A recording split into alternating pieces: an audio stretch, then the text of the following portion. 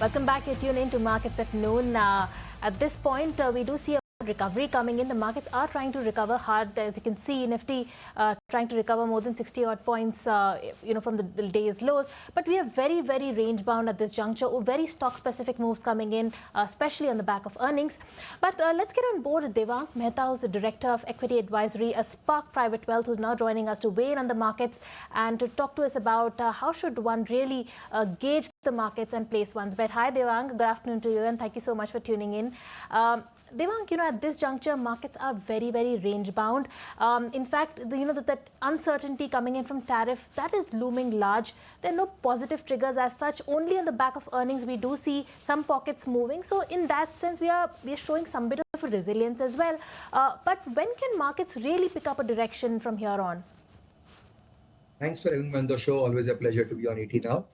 Yes, very clearly what we see here is that there was a fast and a furious rally, right, in the last 3 months. I think since mid-April, April, May, June, it was particularly roaring. And I think the last 3-4 weeks, particularly, we have seen a bit of consolidation. And if you want to use a word called a milder correction, that's also sort of happened in this markets now. Are there further triggers to go up? I think the triggers can be one. The US tariff situation probably getting solved, at least for India. I think that's in the offing, but it's not happening immediately as we talk.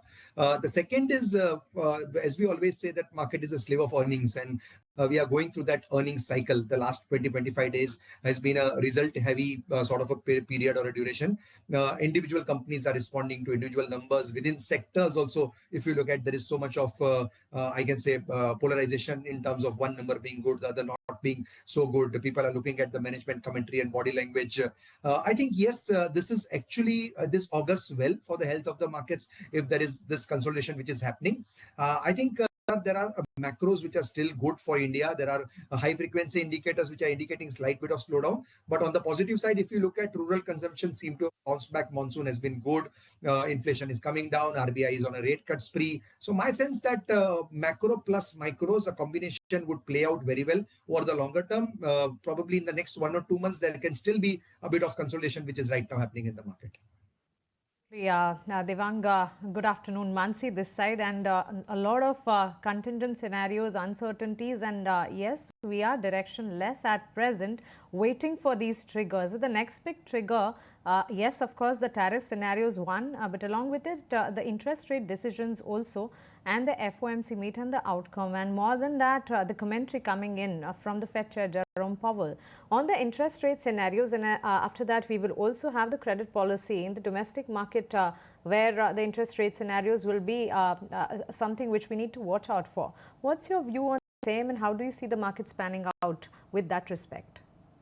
I think, yes, clearly there are not much of expectations right now on the rate cut front, because most of it seem to have factored in right now into the markets. And particularly on the global side, I think a lot of monitorable still for the Fed chairman as the US decides its trajectory on the tariff front for different nations.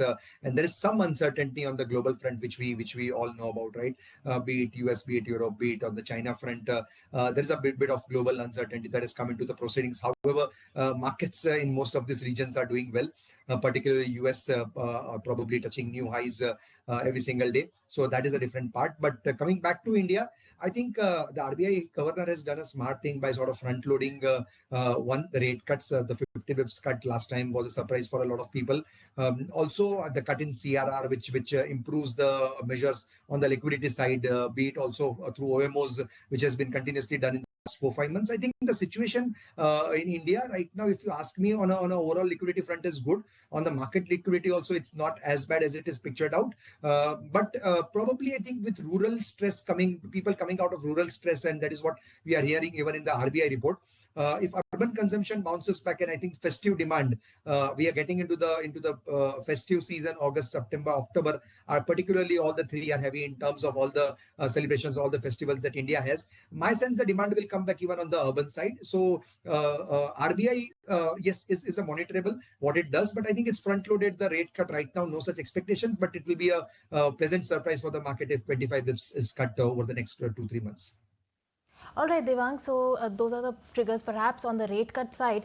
But in a market right now where the tariff threat is causing all the trepidation, there are some export-facing sectors like auto, textiles that have been underperforming. Where should one be placed? Insulate oneself from this, this trepidation that has been caused by tariffs. What are the sectors where one can be positioned?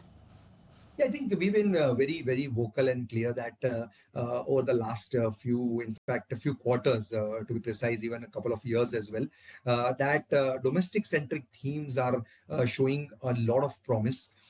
India always supposedly was categorized as back office to the world, and I make this point quite often.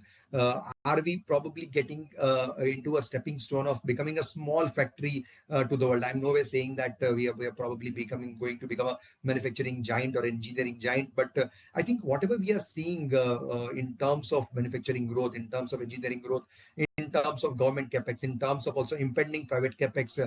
Look at the numbers of L&T yesterday. I'm not recommending anything, but the numbers were stellar, right? The 33% type of order book growth, around 95,000 crores of orders which flew last quarter. If you look at if you drill down that what are these orders for, you look at every sector, look at power, look at renewables, look at energy. I think most of these sectors will keep on doing well. So I see that a lot of micro sectors or micro themes which are right now out of the index and not a part of your regular indices, there is where a lot of value lies, be it financials. Financials, again, if you look at X banks, there are so many other type of themes which you can probably insulate yourself, and these are domestic centric themes, be it few NBFCs, be it wealth management outfits, be it depositories or intermediaries in the financial space, and as I talked about, the host of capex related sectors and some bit of discretionary consumption. My sense, financials, a part of discretionary consumption, capex oriented themes, this should be the central part of the portfolio, with exports being a very small part, or you can probably or even choose to ignore exports till the global situation improves. Absolutely. Devang, amidst all of these commotion, it is very important for market participants, viewers and us as well to understand your rationale behind the investment philosophies. And yes, we are lucky to understand all of this from you, and the quote which you have shared with us, your network is your net worth. I feel lucky that I am part of your network. And at the same time, if you can also help us navigate through the markets and help us with your core investment philosophy, what should be, if I give you a plain canvas, what should be the drawing lines for the portfolio management or the strategy to create portfolio at this point in time? And thanks, Mansi, for that. In fact, yes, our networks are our networks, and that applies to all of us. Thanks for on that. The second part is, yes, if you give me a sort of a paper on which we need to draw lines on the investment philosophy, I think this, of course, there will be a lot of investment philosophies that surround us. But very core to our investment philosophy is something that has stayed with me quite long. There are things which I typically look at very simply. One, everybody talks about bottom-up investing, which is superb, but one needs to look also top-down, thematic, and which are the opportunities, which probably opportunity size growing or industry size growing, or there are ideas where you feel that this is going to be an industry 3x, 4x, 5x, right? So opportunity size is going to be huge. So one part you should look at is where there is going to be phenomenal growth as an industry. So you can't buy companies in the industry which are sort of matured, or where there's not going to be any sort of a future traction. So one part is opportunity size has to be huge, 2x, 3x, 5x, 8x, 10x type of opportunities. The second is very important, where I say when you find a size of the opportunity to be huge, you sort of should also opt out where there is perfect competition, right? What does that mean? It means that you should be in companies with huge market share, dominant market share. Believe me, you don't need only large caps for this. Yes, there are certain large caps, but there are also good mid and small caps where the opportunity size is huge, where also your market share is high.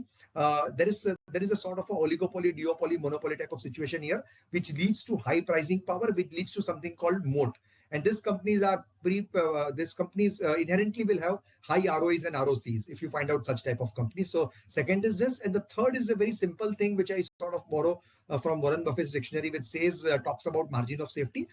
Precisely, if I put it in very simple words, is stress adjusted returns with a very good night's sleep for everyone, right? So that's most important, that you probably sleep peacefully at night if you're buying good quality companies, if you're buying companies with good corporate governance, if you're buying companies with good ROE, ROC, no debt or low debt, companies growing at a certain percentage, and you know that the business model would survive for the next 3 to 5 years, which are going to be very disruptive. So these are, I think, the three investment philosophies. I can go on and on, but typically these are three stepping stones which one should look at. Devang, which are these companies that are giving you good night's sleep? Do tell us also. We all want to sleep well at night, with especially our portfolios parked in the good companies. Yeah, so wouldn't talk directly about companies, as I said, but certain sectors or micro themes which I discussed are clearly in the offing. Are companies based out of universe which is into power automation, companies which are engineering based, companies which are in a sort of a manufacturing theme, air solutions. There is a sector called liquid insulation. There are cryogenic equipments as a sector. Port seems to be a good business, particularly port infrastructure companies. Now, these are companies which are more of, I think, capex manufacturing engineering, plus certain companies in financials which are depositories, which you can probably also talk about financial intermediaries and wealth management, AMC type of companies. And in discretionary consumption, typically something related to travel tourism, maybe hotels, maybe upper end luxury type of consumption. Not all jewelry companies, but certain companies which are superb in terms of growth in jewelry, as well as those type of lifestyle expansion or aspirational Indian wanting to go up the curve. So I think this is a type of companies you should sort of pick in the portfolio. It is always a pleasure connecting with you and knowing your views on the market. Thank you so much for giving your time to ET Now and helping us with your analysis and overall views on the market, both domestic as well as global. Thank you and have a nice day to you. Thank you, Mansi. Moving ahead, ET Now believes in the